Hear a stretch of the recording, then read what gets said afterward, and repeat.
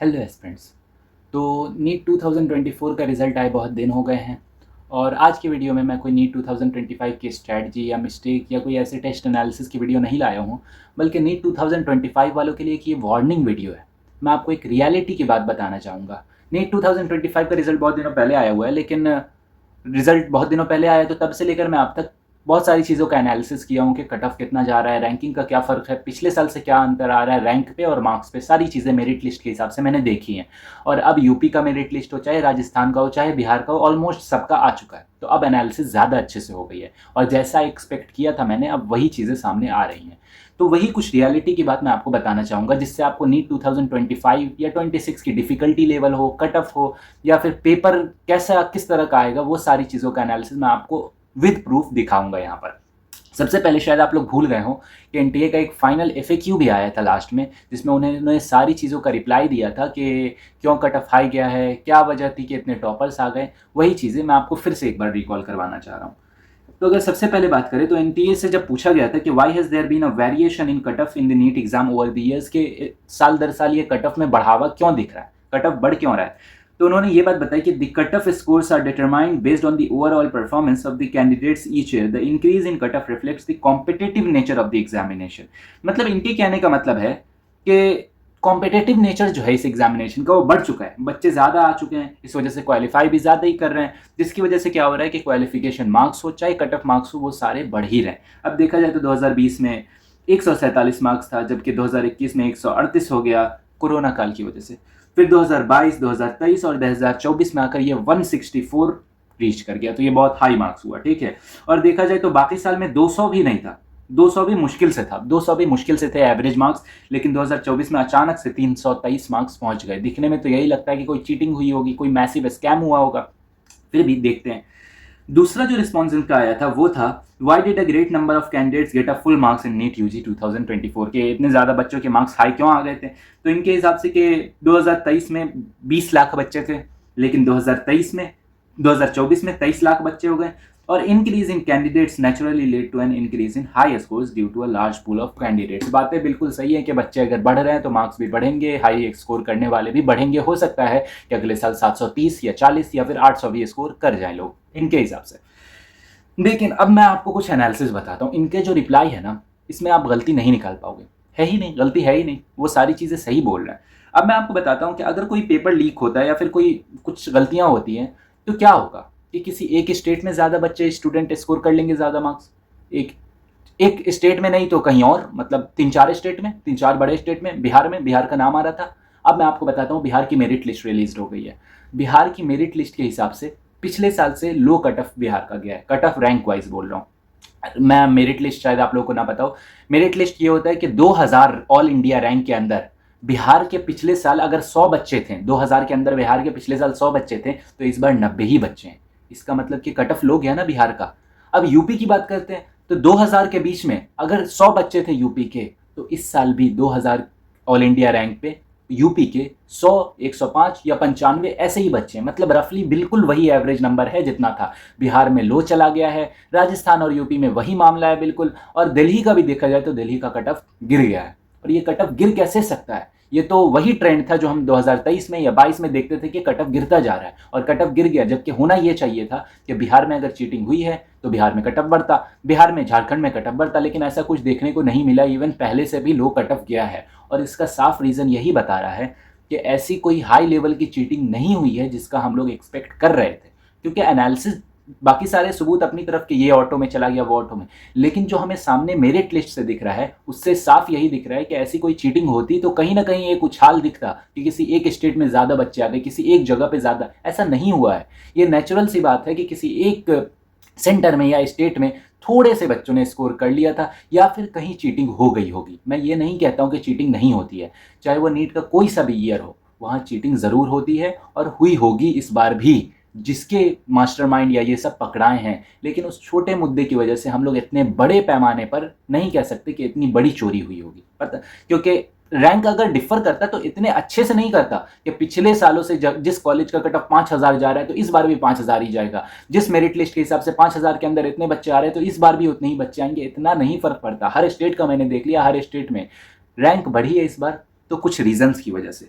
सबसे पहले मैं आपको बताता हूँ कि कट ऑफ क्या जाने वाला है 2025 का।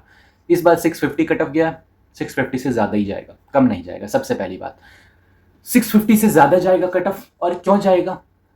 अभी बहुत सारे बच्चे ड्रॉपर्स हैं। ड्रॉपर्स मतलब 550 वाले, 600 वाले ड्रॉप कर रहे हैं, जो हमेशा करते हैं। तो फिर ड्रॉप करेंगे, फिर अच्छे स्कोर कर लेंगे, नेक्स्ट साल उनका सिलेक्शन हो जाएगा। ये नेचुरल सी हर साल की बात होती है। लेकिन इस बार जो बात अलग है वो है 640 वाले बच्चे, 630 वाले बच्चे, 620 और 650 वाले भी बच्चे जिनको डिजर्विंग कॉलेज नहीं मिला, तो उन्होंने भी ड्रॉप ले लिया। अब उनका तो बिल्कुल पक्का है वो 700 में बात करेंगे, 550 वाले का पक्का है कि वो 650 में बात करेगा, 500 वाले का पक्का है कि 620 पे बात करेगा। फिर आप कहाँ टिक रहे हो, ये आपको देखना है। आप कहाँ टिक रहे हो, आपको कितनी मेहनत करने की ज़रूरत है। अगर आप एक 12th वाले हो या फर्स्ट ड्रॉपर हो तो आपको कितनी ज़्यादा मेहनत करने की ज़रूरत पड़ेगी इनको कॉम्पीट करने के लिए। मैं पहले मान रहा था कि नीट का कट ऑफ लो जाएगा, बट अब मान रहा हूँ कि नीट का कट ऑफ रियल में हाई ही जाएगा। और कट ऑफ कभी लो नहीं जाता है, कट ऑफ हमेशा ऊपर ही गया, नीचे नहीं आया, ठीक है। बाकी मैं वीडियो के लास्ट में एक चीज़ बताऊंगा कि कट ऑफ लो कैसे जा सकता है। दूसरी चीज़, पेपर की डिफिकल्टी की अगर बात की जाए तो पेपर कभी भी डिफिकल्ट नहीं आता एंट्रेंस का। मेरे कमेंट बॉक्स में मैंने देखा परसों कि एक बंदे ने रिप्लाई किया था, पेपर कभी डिफिकल्ट नहीं आता है, मीडियम ही आता है, उसी में 1-2 क्वेश्चन हार्ड होते हैं। और बिल्कुल सही बात उसने कही थी कि 1-2 क्वेश्चन ही हार्ड आते हैं, बाकी पेपर का लेवल चाहे जैसा भी हो, 1 मिनट में 1 क्वेश्चन होगा, ऐसा ही होता है पेपर। 1-2 क्वेश्चन बस डिफिकल्ट डाले जाएंगे, जो भी आराम से इजीली हो जाएंगे अगर आप अच्छे से टाइम मैनेज करते हो। पेपर की डिफिकल्टी लेवल में कोई फर्क नहीं आने वाला, मीडियम ही रहेगा। ऐसा नहीं आप HC वर्मा उठा के करने लग रहे हो और उसके बाद बोल रहे हो मैं नीट की तैयारी कर रहा हूँ, तो कोई फायदा नहीं है ऐसी नीट की तैयारी से। वैसे क्वेश्चन आने ही को नहीं है। DC पांडे कर लो, PW के, LN के, जिसके भी मॉड्यूल करते हो, जहाँ भी कोचिंग में वहाँ के मॉड्यूल कर लो, काफ़ी है, इनफ है, बहुत ज़्यादा, ठीक है। इस वजह से बोल रहा हूँ कि बेकार का अपना दिमाग जो लगाने लगते हैं ना पेपर की डिफिकल्टी में, ये आ जाएगा, वो कुछ नहीं आने वाला है। इतने सारे बच्चे हैं, ऐसा कुछ इतना बड़ा चेंज नहीं आने वाला, ठीक है। पेपर की डिफिकल्टी नहीं आने वाली है। तो पेपर की डिफिकल्टी की बात हो गई, कट ऑफ की बात हो गई। मैं फिर से बता रहा हूँ कि रियल में जो आप लोग ये सोच कर बैठे हो कि इस बार स्कैम हो गया है, ये हो गया है, नहीं, इतना बड़ा स्कैम नहीं होता है। और इतनी CBI की जांच हुई, इतनी पुलिस की जांच हुई, वही छोटे मोटे लोग पकड़ाए हैं, कहाँ कोई बड़ा पकड़ाया है। अब सोर्स वोर्स आप जो बोलना चाहोगे बोल दोगे, फंसा दोगे, लेकिन ये ज़िंदगी तो आपकी है ना, आपको ही डिसाइड करना पड़ेगा एट लास्ट के मेहनत आपको करनी है, अचीव आपको करना है। तो कॉम्पीट करो और आगे बढ़ो, 720 स्कोर करो कि 720 के नीचे की कोई बात ही ना करे, ठीक है। लास्ट में मैं एक बात कहना चाहूँगा कि अगर नीट 2025 या 26 या आने वाले नीट के कट ऑफ को कंट्रोल करना है without increasing the paper level, यानी उसकी डिफ़िकल्टी लेवल को बढ़ाए बिना, तो एक रास्ता है उसका, और वो है कि नीट को 2 फेज़ में कर दिया जाए। नीट 2 फेज़ में अगर हो जाएगा तो उसका फ़ायदा ये होगा ना, जैसे जेई मेंस और एडवांस, मेंस का कोई लेवल नहीं रह गया। एक नीट वाला बच्चा मेंस में आएगा, उसको तोड़ के चला जाएगा और मेंस को पता भी नहीं लगेगा, ऐसा हो चुका है उसका लेवल। जबकि एडवांस का लेवल अच्छा है, एडवांस कब आएगा और नीट के बच्चे को तोड़ के चला जाएगा, पता नहीं लगेगा बच्चों को। तो जेई नीट का भी लेवल ऐसे ही होना चाहिए कि नीट का एक मेंस होना चाहिए, एक एडवांस। मेंस NTA और कोई छोटी मोटी एजेंसी से बनाए, क्योंकि NTA अब छोटी ही रह गई है। और जो एडवांस लेवल हो उसको एम्स या कोई भी बड़े कॉलेजेस उसको कर सकते हैं कंडक्ट। इससे क्या होगा कि CBSE हो चाहे एम्स हो, तो वो ऑथेंटिक पेपर बनाएंगे, उससे पेपर की डिफ़िकल्टी बढ़ी हुई रहेगी, तो कट ऑफ डाउन हो जाएगा। ये एक तरीका बहुत अच्छा होगा कि नीट 2025 के कट ऑफ को लो कर दिया जाए। दूसरा यही तरीका बोलूँगा कि जो आप लोग बार बार ड्रॉप लेते रहते हो, 10-15, भी एक कमेंट मैंने पढ़ा उसमें लिखा हुआ था कि 8-10 ड्रॉप जितने भी लेना है लो, रिजल्ट मैटर करता है। रिजल्ट मैटर नहीं करता आपका।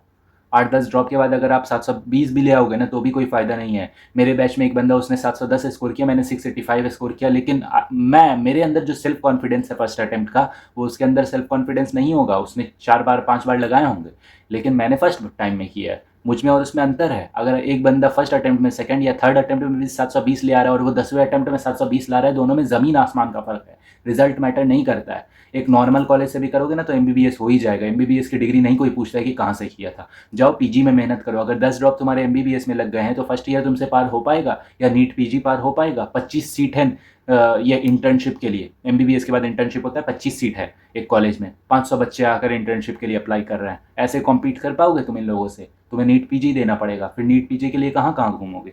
इसलिए बोल रहा हूँ कि थोड़ा सा देखना पड़ेगा कि कहाँ अपने आप को ले जा रहे हो तुम।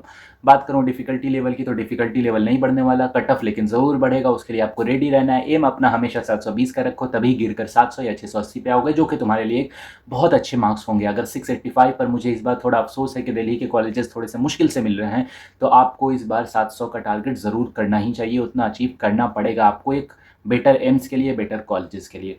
बाकी वीडियो में कोई भी डाउट हो, कोई भी चीज़ हो, कोई भी बात हो तो आप कमेंट कर ही सकते हो, मैं रिप्लाई कर देता हूँ, या फिर इंस्टा या टेलीग्राम पे कांटेक्ट कर लो, मैं वहाँ बात कर लूँगा। बाकी वीडियो में कुछ भी अच्छा लगा हो तो लाइक ज़रूर कर देना। और मेरी काउंसलिंग चल रही है, राउंड 1 हो चुका है।